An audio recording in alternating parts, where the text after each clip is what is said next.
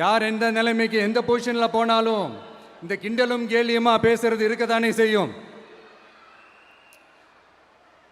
நம்மளை பற்றி, நம்ம அரசியலை பற்றி, நம்ம பேச்சை பற்றி இந்த கிண்டலும் கேலியுமா பேசிட்டு தானே இருப்பாங்க. அவங்க எல்லாருக்குமே என் சைட்லேருந்து ஒரே ஒரு ரிக்வெஸ்ட், தயவு செஞ்சு நிப்பாட்டிடாதீங்க. தயவு செஞ்சு கண்டினியூ பண்ணுங்க. நீங்க தான் என்னோட எனர்ஜி ஃபோர்ஸ்.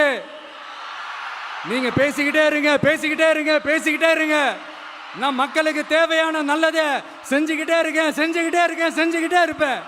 அடுத்து இப்போ நம்ம புதுசாக அந்த சூட்லாம் போட்டு வரோம்ல, அதை பற்றி கூட நிறைய பேர், ஏன் நாமெல்லாம் கோட் சூட்லாம் போடக்கூடாதா?